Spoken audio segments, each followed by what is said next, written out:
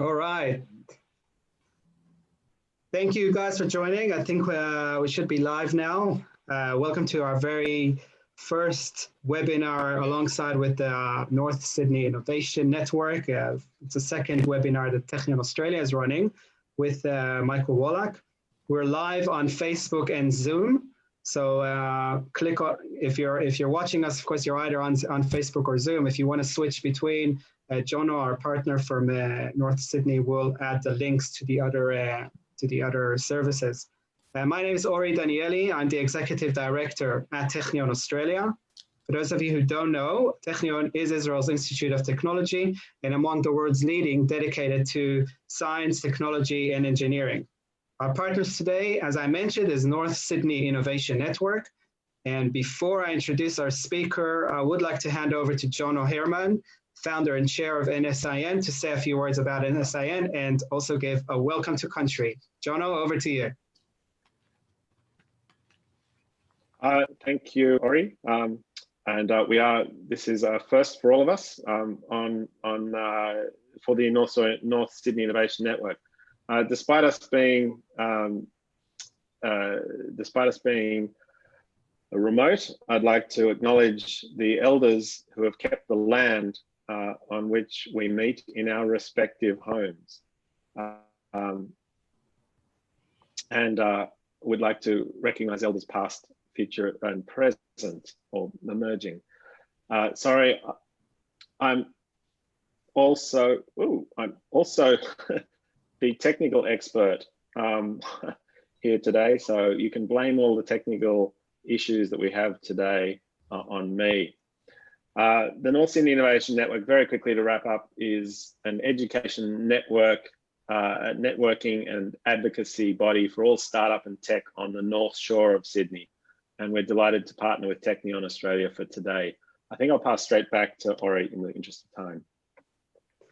All right, thank you, Jono. Firstly, before we kick off, I wanted to mention that we hope that you and your loved ones are all in good health now and good spirits, which is equally as important. And if you're not, we hope that you and they will have a speedy recovery. Remember that most people do get out of this and get out healthy and go back to normal life. So that's the first thing we want to wish you all. I now want to introduce our special guest speaker, Professor Michael Wallach. Those of you who have joined us last time have heard this, but Michael is among the world's leading authorities when it comes to infectious diseases. He is the inaugural director of biotechnologies and infectious diseases centers at the center at the UTS. He's also a director at Spark, which brings together 70 or so leading research institutions globally are committed to tackle humanity's greatest medical challenges. And now, of course, facing significant efforts into Covid19, which we'll ask Michael to give us a little bit of an update where we're at with developing vaccines and treatments for this. And one more comment before we literally dive in, I'll just very quickly explain how today works. So there's option to ask questions either on the Zoom, so on the comment panel, or on Facebook. You can pick whichever you're on, and we will try and answer as many as possible of those questions, which I'll refer to Michael. There's also an option, this is only for our Zoom viewers, unfortunately, but there's an option on your panel, it's called reaction. I'll just do an example now where you can raise your hand. And this basically means that now Jono will enable you to ask a question if you feel like you want to say something. This is a democracy. Well, we encourage that, of course. And yeah, so just remember, of course, Michael's here to talk about the science of the virus and where we're at from that perspective, but he's also here mostly for you. So any questions you've got, small or large, please feel free to let us know. So Michael, thank you for being with us. Welcome once again. It's a pleasure. We've noticed that we've taken care of being cautious now, and we're not sitting in your living room anymore, but we're still very happy for you to give up the time. I know you're super busy nowadays, so we appreciate that a lot. Very true. Yes. Thank you. All right, terrific. So Michael, before I hand out to our viewers, we've put a man on the moon, developed the iPhone. managed to develop autonomous vehicles. We even have robots who conduct spinal surgery. And now this little virus is just one thing that we seem to struggle to meet. Only last week when we met, I mentioned to you that we're close to 200,000 cases. And now we're just under a week has passed and we're at 422,000 cases, close to 19,000 deaths, where last week was around 9,000. Where are we heading? If you can give us a little bit of an overview of where we're at and where we're heading, that would be, I think, very useful as a starting point. Thank you. Okay, thank you very much. First of all, I want to start off with some positive statements that are very encouraging.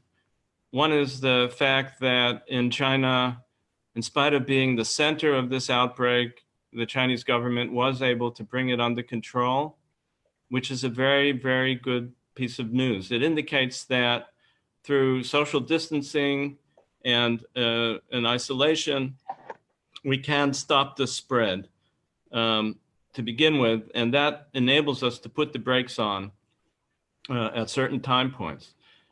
In the end, it is up to each government separately to decide how and when it does this. And different countries, as you're seeing, are reacting in different ways.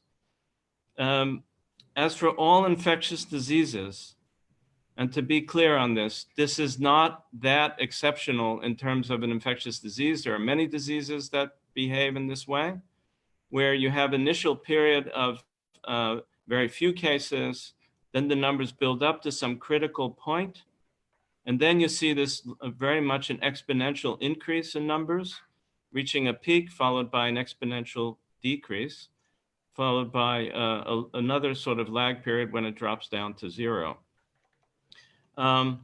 We are now in this exponential increase period, and it is good to see governments around the world reacting, including the Australian government. I would, as a scientist, have liked to see them respond more quickly.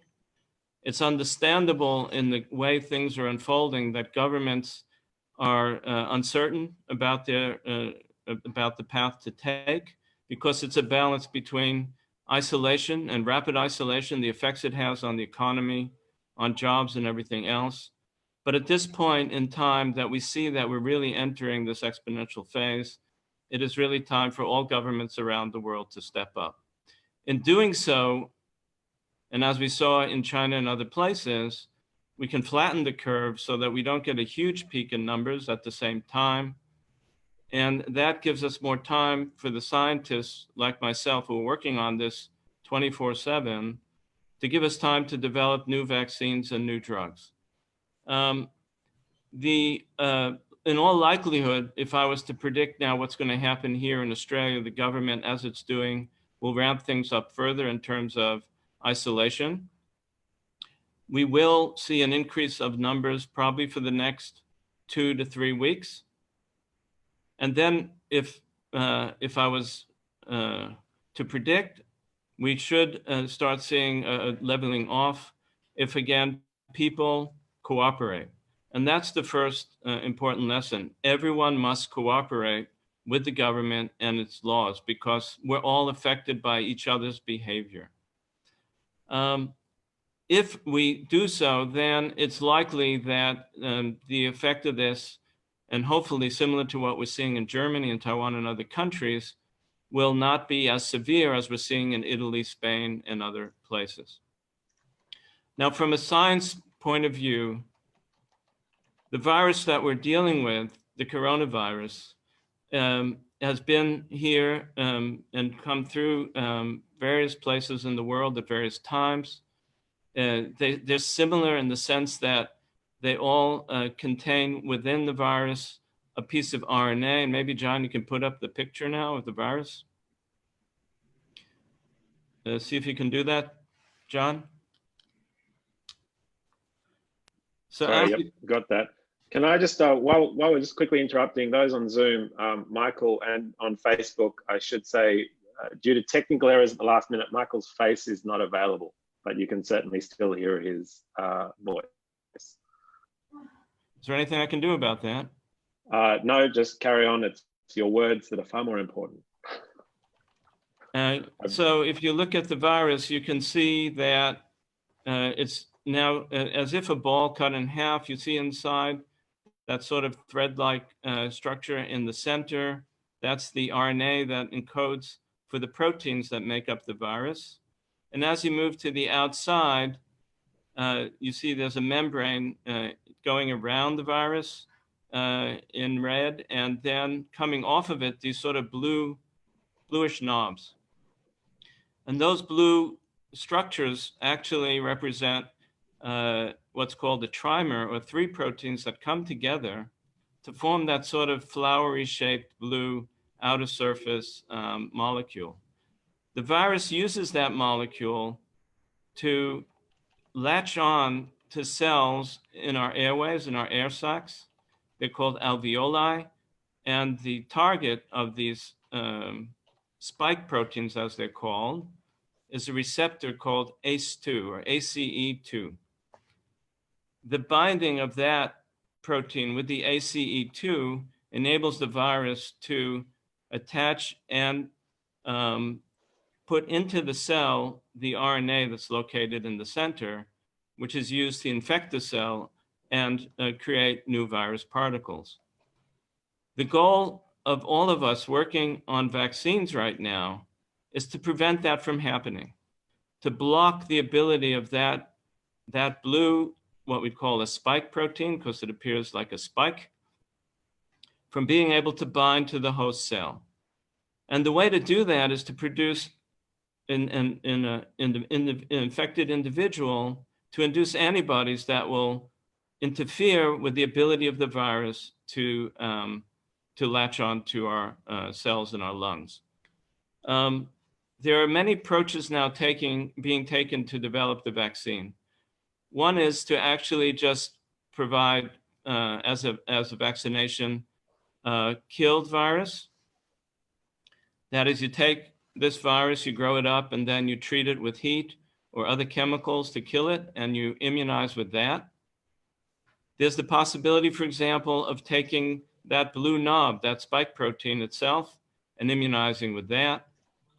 And the approach that others are taking, including myself and many others, is to try and produce antibodies against that blue knobby protein. And those antibodies can be given to a person passively. That is, they do not have to mount their own immune response, and it can help protect them against infection, and even after infection to greatly lower the infective dose. We as scientists know a lot about this virus now.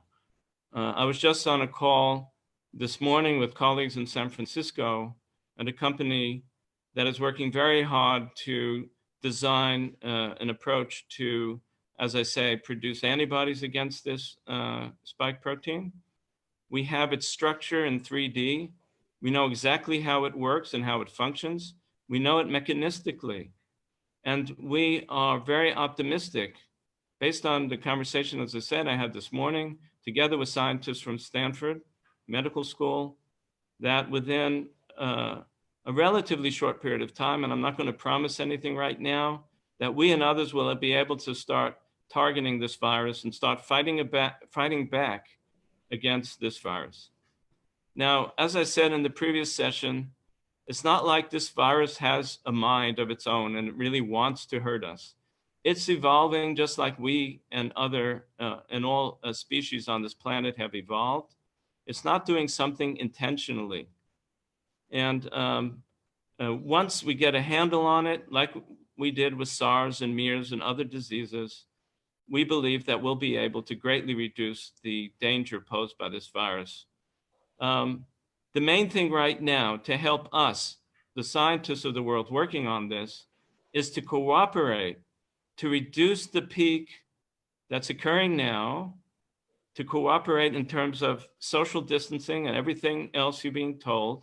If we are told to isolate ourselves at home, as I'm also currently doing, we must do so. We must do so immediately. This is not any longer any time to play around, to go to beaches, to go to parties. It's time to take this very seriously. And projections in the United States are that within the next 3 weeks, and in fact, the next month or two, we will be seeing probably peaks occurring in various countries around the world, like we saw in Italy. By doing so and delaying the peak, you give us time to develop the vaccines and new drugs that we're all working on, so that, again, we can start fighting back and ensure that these peaks that we're seeing now don't occur again in the future. And together with that is the hope that some of my colleagues are expressing, that over time, actually, we have some hope the virus may actually start to lose its ferocity and lose its pathogenicity as this goes on. That is one hope that some scientists believe in. So far, there's no indication, as some of you might have heard, that is mutating towards a more dangerous and pathogenic form. All the results indicate right now it's sort of staying stable. And we believe that once we develop the vaccine, it will in fact not be able to mutate and not be able to carry on causing the damage that it's caused so far. That is my scientific view on this right now. So Ori, over to you. All right, thank you for that. That was a very good overview.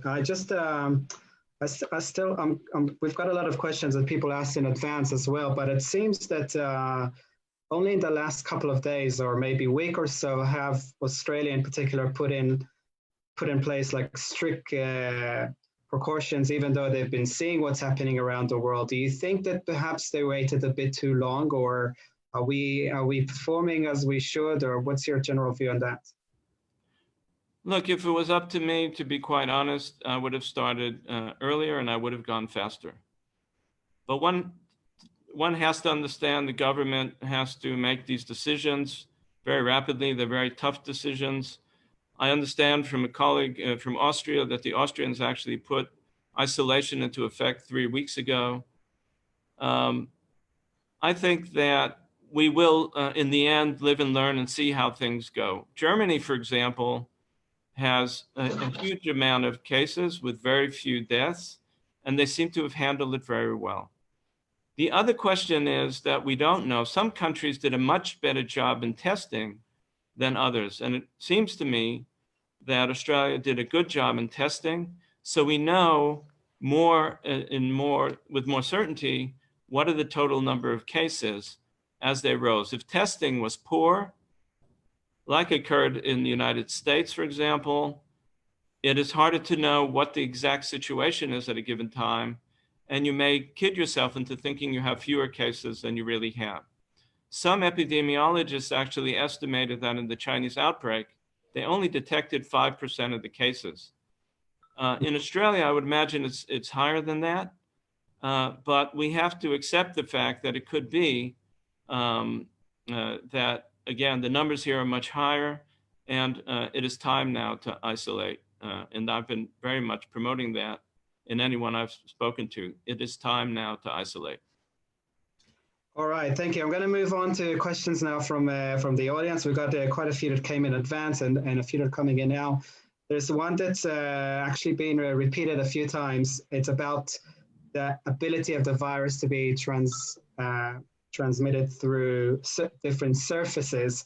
So now that we're moving into more of a digital economy, forced to move, if I may add, especially into e-commerce and delivery. We're expected now to have our products delivered. I understand if I'm ordering something that can wait a few days and I don't have to open it straight away, it's pretty straightforward. But what about food, for example, that can't wait? How should we act when we know that there is a possibility of the virus being on surfaces, including cardboard? Yes, absolutely. With food as well, we should assume now, as more and more people are probably carrying the virus, that there's more and more of a likelihood that food will also be contaminated by virus, because food handlers will touch fruit and vegetables and, as you say, boxes. I would strongly recommend that, certainly when it comes to fruit and vegetables, I would wash them with soap and water before eating them. And in fact, that's good for all diseases that can come with food. Food safety has always been an issue. And certainly at this point, simply washing with soap and water, I think, would be a good idea. And looking at everything that you touch, whether it comes from the supermarket, if you're at work, if you touch a doorknob, if you touch the elevator and press the floor number, if you make coffee, whatever you touch, you should now assume that many others have touched it before you, and there's a reasonable chance that the virus may be on that surface. And certain surfaces, it actually is very stable. So certainly I would be very careful about washing hands after touching anything, and doing your very best to try and avoid making contact with anything where others have touched them before. Great. I've got a question here from Ruth who wanted to understand, can blood pressure medications such as ACE inhibitors predispose them to the virus and encourage it? Yeah, so actually, thanks, Ruth, for the question. I spoke to Ruth about that. I think the answer is not yet certain. We're learning about that. The fact, as I mentioned earlier, that ACE2 is in fact the virus receptor on the host cell surface, may indicate that these types of drugs may have some effect. And that is being studied. And in fact, that question, I promised Ruth, I will consult with my colleagues in the United States and get the clearest answer I can get.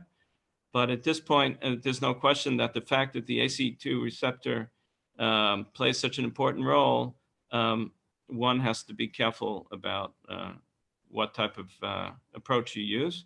It could be possible that even such inhibitors may benefit a patient. We have to look into that. Great. All right. I've got a question here from Alfredo, who is asking, don't these type of viruses normally mutate?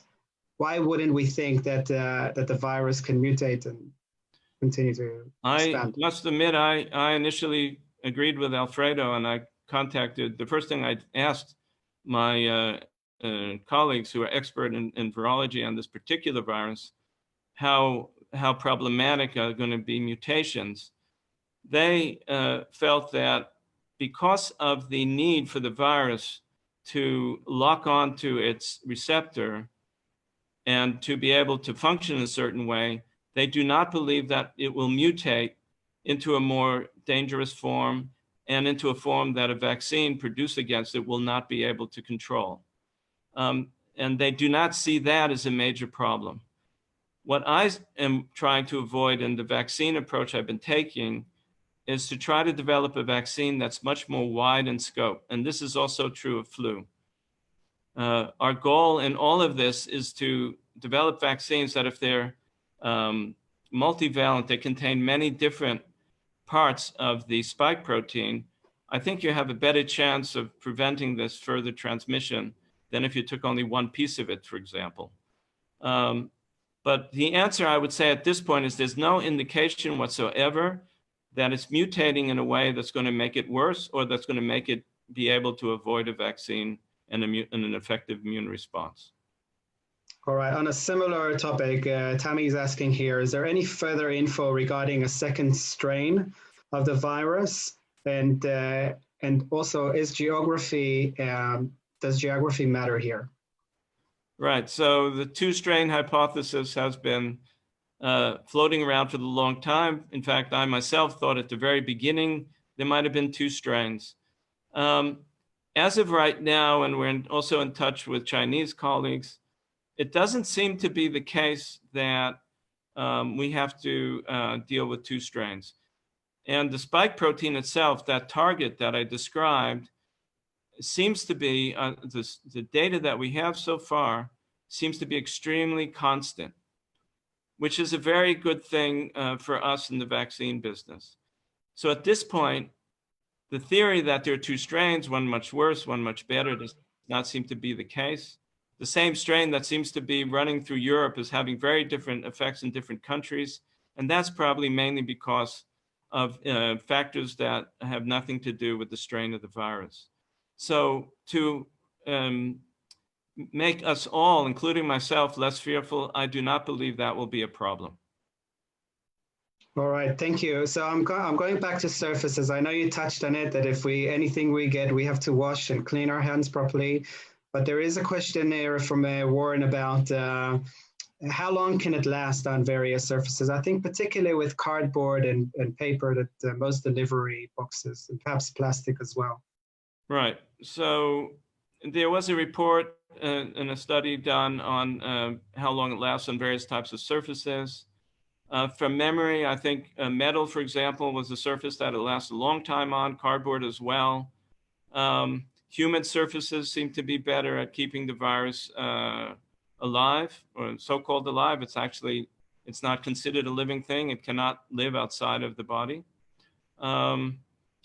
The issue is that the time that it can stay on a surface can vary enormously, and it can even be on a surface for several days. So as I said earlier, I would just go under the assumption, and if we were able to paint the surfaces and show you where the virus is, I would go under the assumption it's there and it can potentially transmit to you. And you must clean all surfaces, your hands and everything else, as much as possible. All right, terrific. Question here from Judy. How important is it to actually wear face masks? So the face mask at the beginning that people were wearing quite a bit, as you all read, caused a real problem because then we didn't have enough surgical masks for our hospitals. As long as we maintain social distancing, the face mask really has very little or no effect. It's not to say if somebody infected sneezes on you and right next to them that a face mask can't at least reduce the level of the infective dose that you would get. But social distancing is the best way when you're not sick. The main means of transmission right now in this period of social distancing is by touch, as I already alluded to. The only real use of the surgical mask that I would say is absolutely crucial is when you are actually infected and you have symptoms and you're sneezing, then the infected person should definitely wear a mask and try to reduce the spread of virus that they are shedding. But in people, in fact, who aren't sick who wear masks, it was found that this may cause sweating of their face and their mouth and actually make the ability of the virus to infect you greater. So the bottom line is social distancing is better than wearing masks right now. All right, terrific. There's a question here about the future, what we're doing to mitigate it and ensure that these pandemics don't occur again in the future. And no one can guarantee that, of course, but what measures is the World Health Organization taking and other leading bodies doing to address that?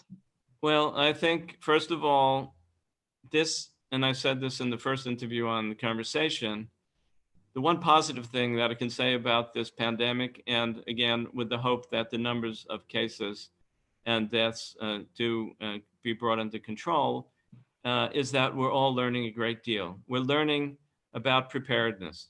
We've learned from the Taiwanese what that means to be prepared. They were ready because they had gone through SARS, and I mentioned this before, to both employ the various levels of security they need to get people quickly into isolation, the testing, etc. We need to stockpile all the various things that we're going to need the next time now. This includes also stockpiling vaccines that work against the current viruses and may, in fact, in the initial phase, provide some degree of protection against related viruses. We're working on that now. As is the case for flu, we want to develop what you could call a universal vaccine, or as universal as possible. That is the goal we have to achieve, and we must all work together. We also must maintain constant surveillance of viruses as they exist in wildlife, and of course, change our practices so we do not come into contact with wildlife in markets as occurred in China. So I think the bottom line is, as we go through this, we are learning, we are going to improve for the next time. And it is now up to the governments and WHO to realize that the impact of pandemics is much, much greater than anyone had realized. With all that said, I do want to say that I am still going to express the view that if we all work together, we can bring this under control. And that is the way forward. It is through togetherness as a global community. And that is where the WHO and governments of the world have to now really bring their leadership to bear and prepare us for what's going to happen now and what's going to happen into the future. The other thing I should mention, it's very likely this virus will stay with us for a very long time, just like influenza. And as we develop our vaccines and new drugs, we will bring it under control. But we're going to have to accept the fact that we're going to have to learn how to better control and better enable particularly our vulnerable and elderly population from shielding them from this sort of problem. That's what we really have to do now. Thank you. So a question from Ted here about demographics. Say, given the virus mainly affects older people, are countries that are younger, for example, India, have a better chance to be less affected than other places like in Europe, where the population is generally a bit older? You know, this is a good question, and this will require further testing. Right now, what we see in the older population is the morbidity and mortality occurring mainly there, but it's not to say younger people cannot be affected. Younger people are being affected, and there's a certain amount of mortality even in younger people. There's currently a baby, as you probably have heard, that's been affected and been by the virus. We cannot look at this as this is an old age problem only. Apart from that, countries, again, like Germany, that tested so well, there was a lot of people who were in the 40s to 50s or younger who were infected. And a lot of the reason that we have the impression it's only in the elderly is because of testing. If we test widely, we'll see there are many asymptomatic and mildly symptomatic cases that were infected, and certainly in younger people. And the minute younger people are infected, they'll be transmitting it. And they're part of the problem. So that is the reason why when people go to beaches and do not observe the rules, that is affecting each and every one of us. That must stop now. Great. All right. I'm going to take you back to vaccine, to where obviously, even if we're very fast with developing a vaccine, it's going to take months, if not years. What treatments or therapies are now being considered, at least until a vaccine is available for mass use? As again, we know there are some drugs that are being used and tested, like chloroquine, that is an antimalarial, and other retroviral drugs, etc. Unfortunately, so far on the drug side, we may be getting some benefit from those drugs, but certainly it's not enough to bring this under control.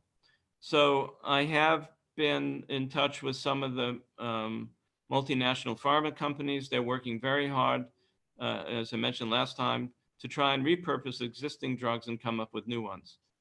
On the vaccine side, I want to express the optimistic view that we're going to get there sooner than the WHO said. Peter Doherty also has been quoted saying that we're going to get there sooner as well. We are collaborating and working together as never before. The FDA is working with us as never before. So our goal actually now is to try to get to the first vaccine even as early as June, if at all possible. In terms of current practice with vaccines, there is no current vaccine that exists that can be used against this virus. we have to get to a new vaccine as rapidly as possible. And I'm very pleased to see the collaboration. Yeah. Sorry, can I share that screen? Is that useful at this point? The treatment chart, or is it too complicated? I think it's too complicated. I don't know where we are on time. Let's, I think, let's move on and then see if we have time. But is it, sorry, just to, it answered some of the questions why Donald Trump's, comments about certain drugs in early statements. Suddenly there was a run in pharmacies. Should be worried about a run on some of the chemicals or treatments for the early stages? Yeah, I'd rather not comment on that. So let's, I'm not sure and could not answer that properly right now. All right, great. I'm going to move to a completely different question. Brad here is asking, will drinking gin and tonic protect me? Unfortunately not. No, gin and tonic will not protect you against this virus. It may make you feel calmer, but unfortunately not. As I said, the drug of choice is chloroquine, and even chloroquine has limited benefit. It may, the hope is that we'll see beneficial effects if given early enough in the treatment. But I wouldn't rely on certainly gin and tonic at all. Not even if it makes you a little bit calmer and distressed. I want to ask you, I've asked you this last week, but I'm going to ask you this again. And I know that everyone's giving estimates here, but when can we expect going back to normal or reasonably normal life? That's a hard one to predict. One thing I think what we have to do now is be mentally prepared for the fact that this may go on for quite a while. And as the government's saying, even 6 months, if not longer. And what we have to do now is face up to that reality. Social distancing may be an absolute requirement for quite a while. We can't just simply get through this first peak, as we will, and then think, oh, all is okay now, we can go back to work and go back to our normal lives. That is unlikely to occur. It is very likely that we will go to a period of isolation. The numbers will come way down, as we're seeing elsewhere. And then if we were to go back to work and go back to normal very quickly, that we'd enter a second wave very quickly. We cannot allow ourselves to go into further waves of this sort of type of numbers. We have to try and do everything we can to prevent that. And that will require a certain amount of not being able to have normal life.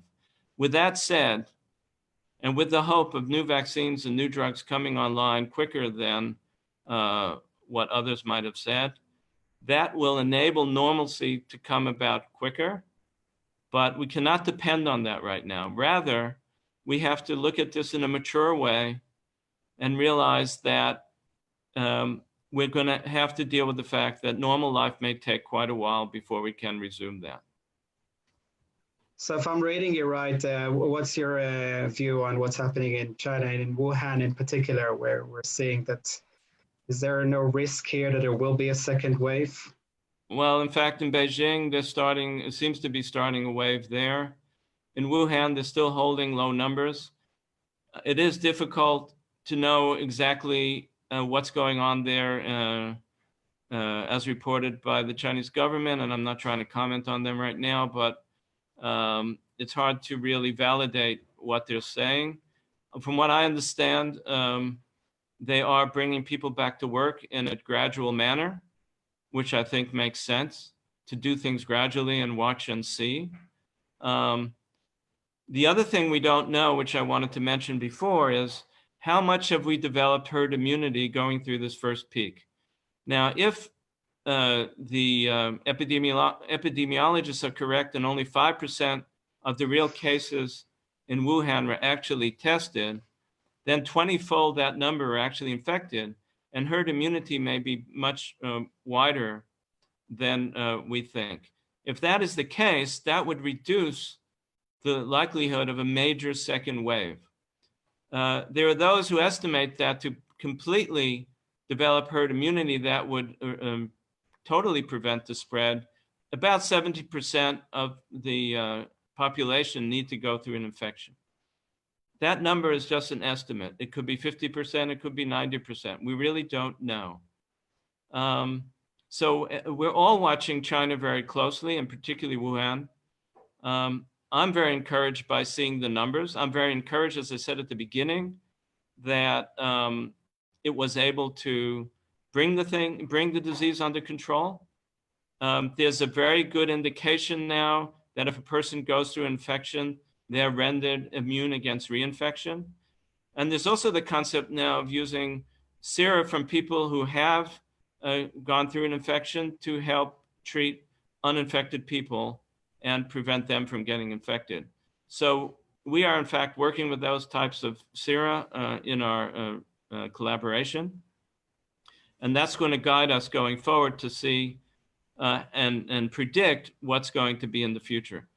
The other thing that's being developed right now is a kit that can do a blood test that will be able to tell us if a person has been infected with COVID-19.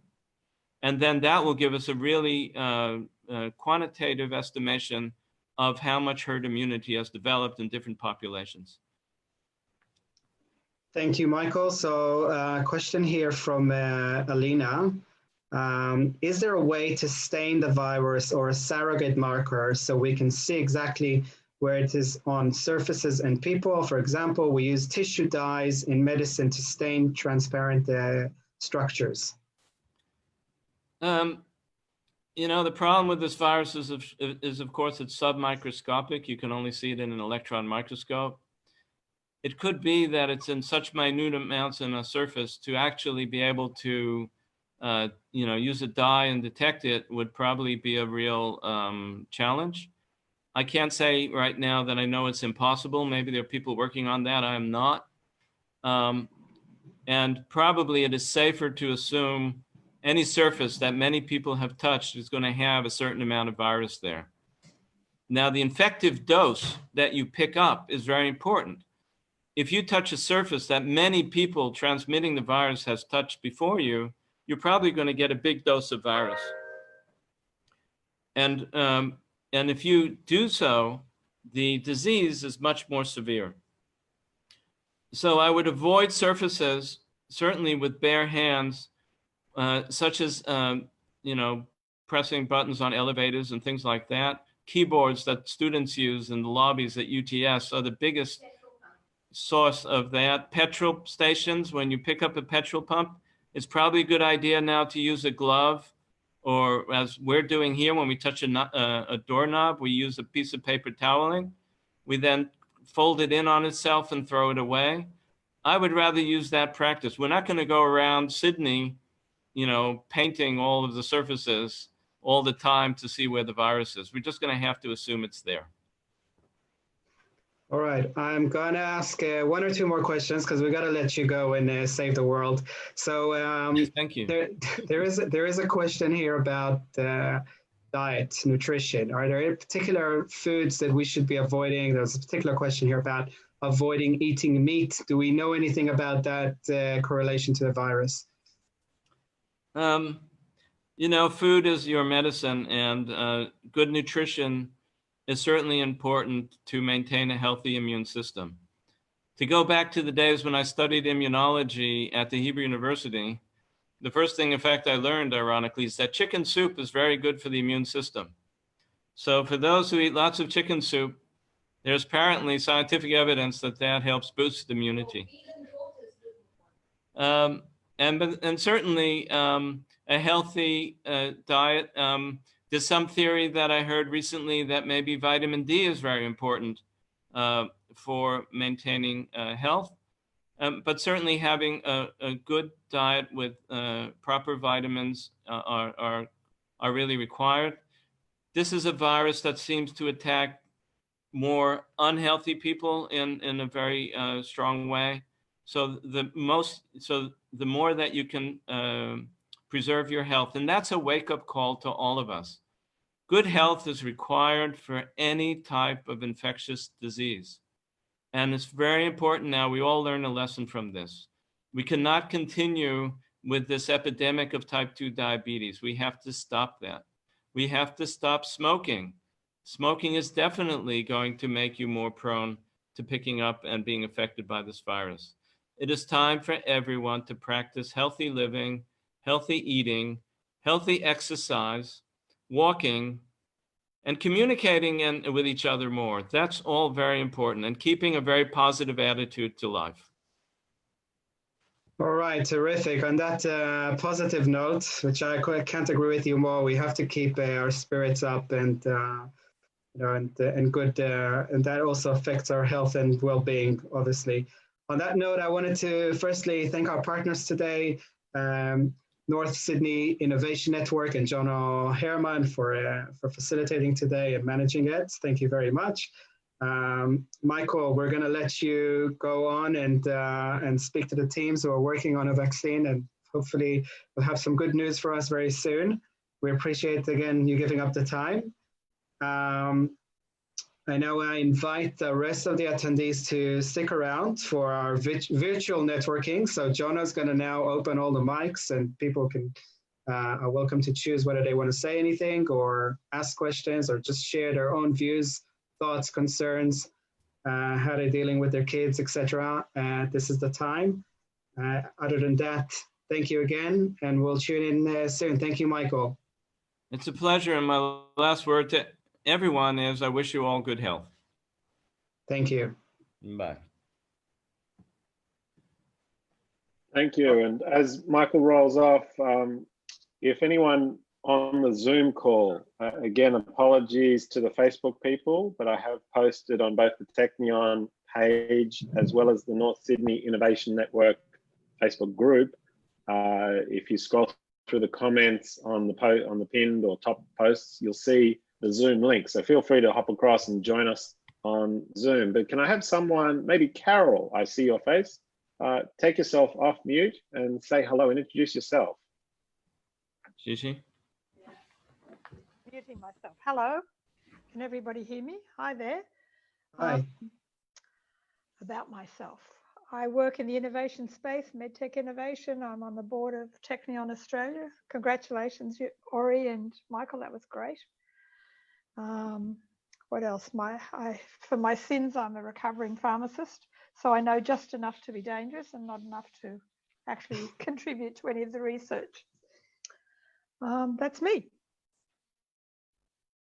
Next. Awesome. Jono. And are you staying at home? What's your level of self-isolation? I'm self-isolated. There's nobody here, just me. I went for a 1-hour walk this morning, and I wonder why all these people were getting off the trail. I said to one of them, "You waiting for your dog?" He said, "No, I'm waiting for you to go past."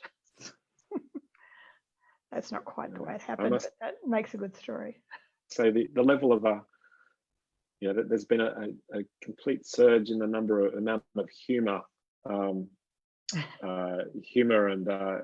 memes and songs now that are being even musicals. Right. I think there's a full musical out there. Initially. On coronavirus. Yeah. Yes. Does anyone else in the Zoom audience want to comment? How are you self-isolating? Tips and tricks. Tips and tricks. Yeah. Any tips or tricks from teaching kids at home, or if you're a grandparent? Tony. Hi there. Can you hear me? We can. You can indeed. I'm calling from Coffs Harbour. Oh, that's a good place to self-isolate.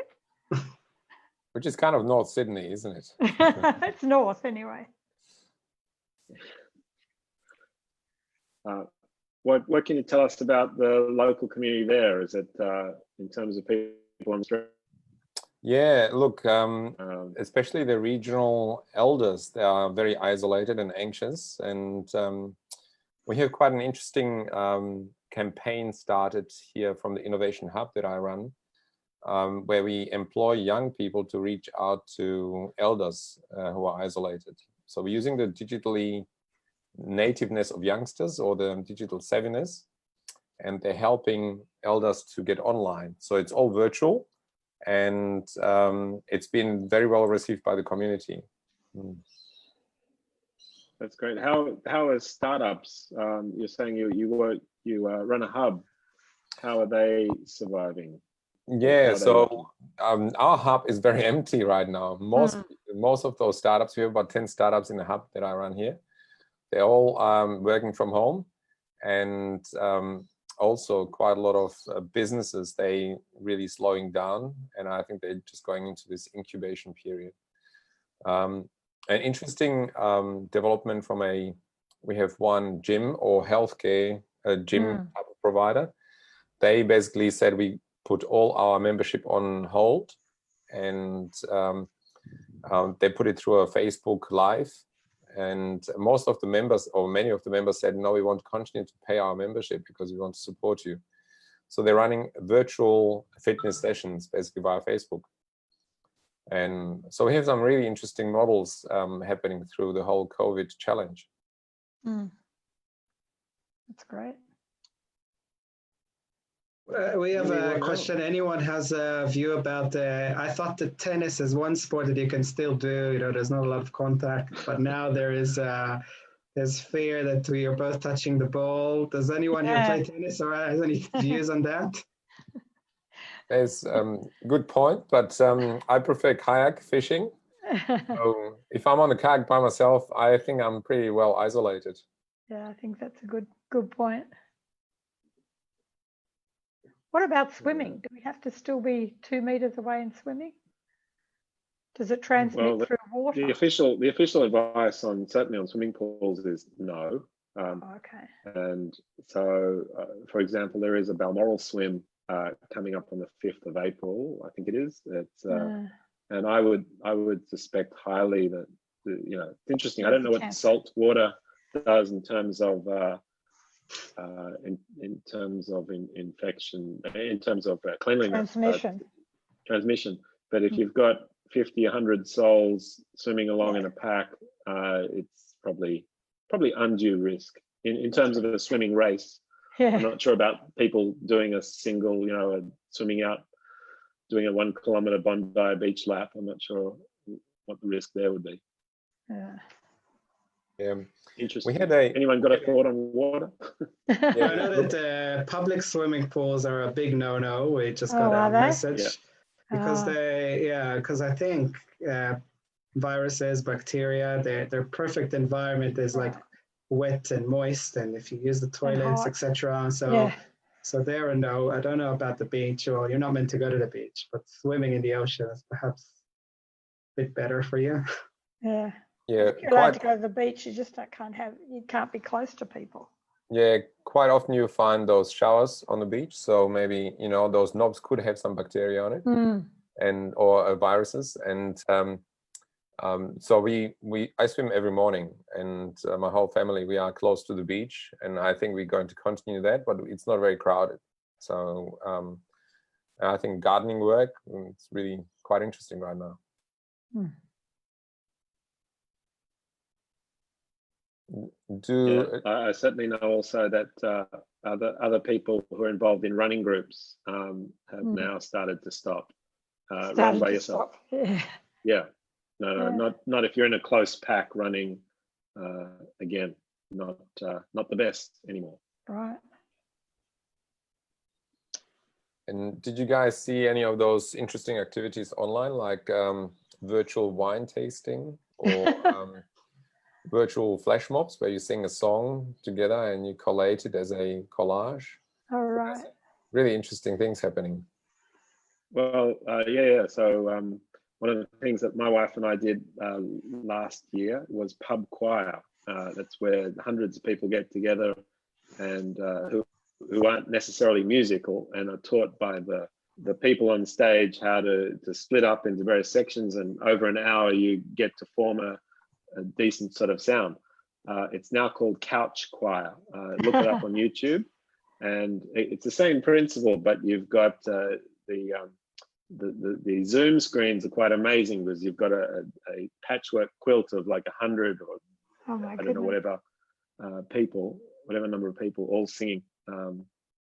There's some debate in the musical community about the quality of ensembles over internet, Yeah, right. depending on delays and the like. But yes, that's probably the most interesting thing that we've seen. Yeah, I guess we'll have to get used to a very different way we communicate and interact, and even this little session, I know that most people already logged out, but usually when you have a meeting, you kind of you struggle to fit in to say a sentence, whereas here everyone's a bit more cautious. They're less used to kind of being vocal and all this. The way that we communicate and interact is going to completely change. Yeah, I must say, for me, I'm used to going out and meeting people and not meeting people every day, even if it's just walking amongst the great unwashed that is at my area. But it's look, I noticed because we're into this little chat, it's lovely to talk to Tony and Carol. I noticed we're dropping fast in participants. Yes. I will try and see if is that Peter Barricade? Or Judy or Tiana, any of you online? If you are active, take your mics off and say hi if you wish to. Hi. They might have been people that have walked away. Oh, hello. Hi. Excellent. Oh, hi, Judy. Ah, nice background. Yeah. Very jealous. My background? No, the background behind you. Oh, right. Your background too. Yeah, thanks. Oh, I can't. Anyway, Tiana, maybe because I know Tiana helps. It represents in this context Australian Catholic Uni at North Sydney, and they're very gracious. They help us with our some of our physical meetups, which Tiana and I will be soon discussing. I'm sure she's jumping on this to see very carefully how these things work in the online environment. Tiana, what's the mood at ACU amongst students? I've got my 2-year-old here homesick, so that's kind of why I had myself on mute. And obviously, as soon as I started talking just and wanting me to say something, she wants to chat as well. So I might just go straight into the background a little bit, just so I don't distract everybody. Okay. But I'm listening, and I'll chime in when I can. Sure. Thanks. And Judy, where are you with such a background? Or is that a fake background? It's virtual. Yeah, I think it's a virtual one. You're muted, Judy. You need to unmute yourself. Oh, Judy, I've unmuted you. Can you hear me? Yes, can now. Can you hear? Oh, good. Yeah, no, I just want to thank you very much for organizing this session. Both of you, is just quite informative, I find. I learned so much, and everyone at the moment is have so many worries, so many concerns, and this session is really good to help me. I can't talk on behalf of others, to put a lot of things on ease. So at ease. So that's a good thing. So thank you very much. And tell us how is that a Zoom feature that you've got running? Yes, that's right. You go into settings. You go into settings in Zoom when you set up. Go into settings, and this option called virtual background. Then you go into virtual background, and then you can choose that. Oh, very clever. I think, I can instantly see lots of applications for that. But your background is good, so help you to promote the network. Yes. At the moment, you're promoting the South Pacific. Oh, how do you know? Maybe support Port Douglas. Oh, true. Oh, there you go. And I think Ori's just tried it. But I tried it, but they launched me straight into space. Okay. Yeah, going to settings is quite easy. If I can do it, everyone can do it. Yeah, but it says you need a green background or something. I don't know. They give you options, so you can choose from, but not too many though. And this is the only one I can choose. Otherwise, I have to pick San Francisco or something like that as a background, but that's more confusing than this one. I think he meant if you need a green background to do that, but you don't. No, it automatically takes whatever background you have. No, you can choose. You can choose, but not many options you can choose from. What I've seen also, I'm not sure if it was Zoom, but you can present your background as a presentation, which I think it's quite clever, where, you know, where we have the gentleman talking about the virus, he would have been his face on the presentation talking about the virus. So it'll be worthwhile to check it out. Now that we've, we did have that comment from, well, someone that I go to for some technical advice on video and audio presentations. He said, yeah, Jono, you should have had some slides behind him, especially. We didn't make a big thing of it, but we had technical problems at the very last minute where the video on Michael's computer didn't work. So he was speaking via his wife's mobile with the video on his computer off. It was all a bit of a mess. And it's still got Michael on the middle. But we have 6 months to evolve and become like all tech experts. So I think we'll get better every time a little bit. Yeah, Judy, if I can just bring you back again. So I know you from Australia Chinese. You know, you work on the bridge between those countries. Market entry, yes. Yes, you know, when do you hope that things can? Or what are you seeing in that, you know, the very connection between Australia and China at the moment? I have to say, I start to follow these when China started back in December and January. We start to see so many, you know, so many talks on WeChat. The comments are really, really scary. I have to, but it's a good thing because I can kind of understand how far we can go and how dangerous that can be. On the other hand, is we get more concerned. You know, we not do enough here in Australia. I'll give you an example. For example, I do some training sessions for the topic of networking. 2 weeks before, at least, my Chinese clients refused to meet face-to-face. So 2 weeks before everyone started, and I was asked to do online sessions. So that's what Dr. Michael, he talked about this point as well. So we need to come down hard and then to stop at the beginning instead of, you know, wait until too late, and it's so hard to control. So definitely his expert view is really, I very much agree with him. We should organize one of these sessions with some people, you know, who are maybe in China, who can speak English, or you can interpret, and try and get it on the ground feel. That might be very interesting for Australians. Oh, definitely. That would be very helpful to hear what they faced, what challenges they had, and what advice, you know, what the experience, insights they can share with us. And so that's really good. That would be really good, Jono. Yeah. What do you think, Ori? We've got 10 participants. Hello to the others. Hello to Yoram, Liesl, Peter, and iPhone 614 I think it might be a good time now to tune out. Time to wrap. And to wrap up. So and make sure you like both NSIN and Technion Australia on Facebook, so we can keep you posted on future events of this nature. We are still in a learning phase, and we're going to get better. And I think we got a good topic now, perhaps we can take offline with Judy if we can find someone who is in China and willing to kind of share a little bit of their experience. We Maybe are WeChat someone- anyway, so we can be in touch. Yeah, thank you. Will do. Ori, the Thanks, obvious Ori. connection. Thanks for organizing it. We'll talk about that. Thank you so much. Thank you. Take care. Appreciate it. Bye. Bye. Wow. Bye.